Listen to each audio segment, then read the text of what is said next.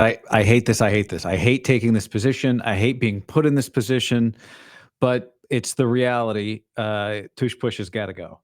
And the reason I hate being in this position is because it sounds like sour grapes. There's no way to talk about this and not be sour grapes guy. SGG. But I think there's other considerations here. And we reached a breaking point in the NFC Championship game when the Washington Commanders had no recourse defensively but to cheat, to a point that the NFL officials nearly enacted a rule that I don't think we've seen enacted in the NFL. I remember a few years ago, Chip Kelly and the 49ers, when Chip Kelly was the Niners coach, the Niners did it against the Saints. They put themselves in position to have the officials use a rule where basically it allows them, in the interest of fair play, to do whatever they think is necessary, including award points in order to get somebody to stop using unfair tactics. What the Niners did, and Bill Belichick later stole this, and Justin Wilcox, the coach at Cal, did it a few years ago at North Carolina, and they changed the rule in college football because of that. What the Niners did against the Saints in a home game at the end of the second quarter, as time was winding down, the Niners had every defensive player hold, and then they just took the half the distance to the goal penalty, but time was not getting put back on the clock. And so eventually the Niners could hold and hold and hold, and then the first half just ended after the Saints finally got to run one play, but there was no time left. And it was, a bastardization of strategy. And unfortunately for the Eagles here, they've done something incredible because it always works for them and nobody else can execute it as well as them.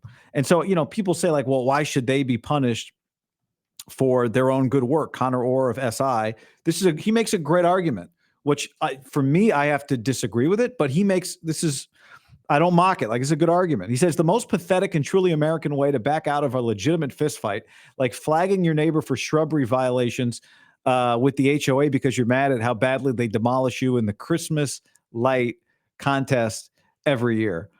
And, I hate to say this, but yeah, in this case, though, the number one priority is not fairness to every team. People forget, I'm not saying Connor, but because it's a good article, but people forget this every year, or when we talk about rules or whatever, is that this is first and foremost an entertainment business. And so to me, the primary argument for banning the tush push is simple. It's not that we have passed the point of this being at all entertaining for anybody. Once you get down to the 1 or 2 yard line, there's no stopping it, which is a credit to them. It's not unfair that you can't stop them. It's just unentertaining. And that's the heart of it. And so many of these arguments I see about the tush push focus on what's fair instead of focusing on what's entertaining. Now, an Eagles fan would say, it's entertaining to me.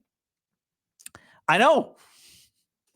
I'm sorry, but it's not to the other 31. And what's entertaining to the most people, what creates the most drama in your game, what creates the most ingenuity or creativity or entertainment value or strategic variety or the excitement, diverse tactics, all that stuff is what's best.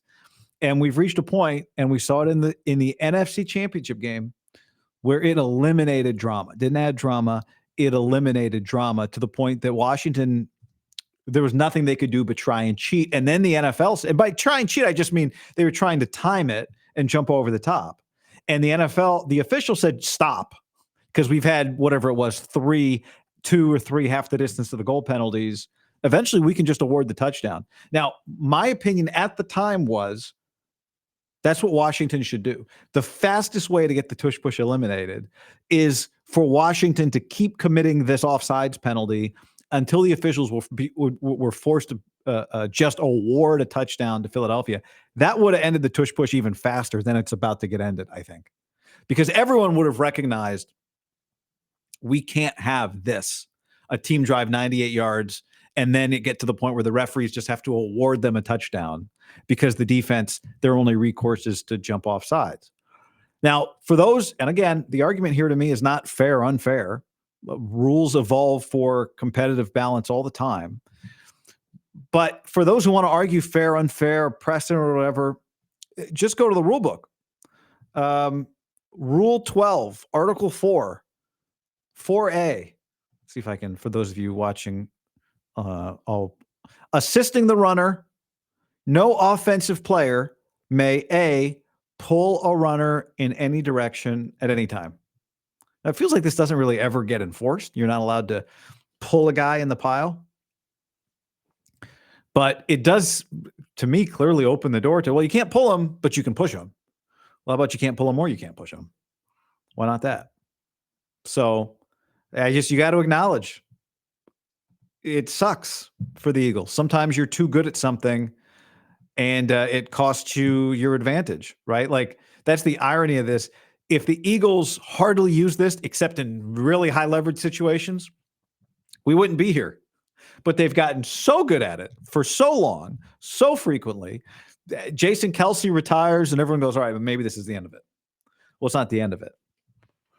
Which leads me to my next point, which is, I think even if they ban the tush push, which the part of this that gets banned, if they ban it, is the push. It's not the formation of the offensive lineman, the tight formation. It's the pushing element. I think it's still going to work a lot because I think Jalen Hurts is better at this he's better at sneaking than most quarterbacks. We talk about his quad strength, all that. He's just better at all of it. So I still think they're going to have some effectiveness. Maybe they can line up their H-backs and their tight ends and their running backs kind of in the gaps between the offensive linemen so that they're not pushing anybody, but they're creating an even more stable kind of wedge. The wedge, by the way, something that got eliminated in football. Not like this. That was truly, I think, a safety issue, less so than this, which is like we say it's a safety issue. And it kind of is, like having the linebacker jumping over at the quarterback with reckless abandon but that's not really why we're here. We're here because nobody can stop it. That's why we're here. And so, at the risk of it, I guess it is, maybe instead of saying, I hate because it sounds like sour grapes, maybe just say it is sour grapes. End it. I mean, maybe that is just what it is, the reality of it. But it's got to go because it reduces the drama of the game. And in one of the biggest games of the year, the officials had to get on the mic and say, Washington, if you don't stop doing what you're doing to try and stop this thing that they're doing, which, by the way, Washington was well with it. They were just jumping offside. That is within the rules. But it became clear that they were just taking their shot. If you don't stop what you're doing, then we're just going to give them a touchdown. I wish that had happened. If that had happened, then I think even more people would be up in arms. But I still think they're going to score goal line situation. I bet they're going to still be the best sneak team. It hasn't been banned yet. But I don't, on the point of this today, for me, I don't understand all the resistance to it. Because I guess people think it's like unfair. It's unfair to the Eagles. How about just acknowledge, yes, it's unfair to the Eagles, but it's not entertaining to 31 of the 32 fan bases, and that's disproportionate. That's too big. It's too big of a gap. So anyway, I know my buddy who's an Eagles fan. Oh God, I'm gonna have to block his number for the next day after I put this video out, put this podcast out, but hopefully he misses it. Eddie.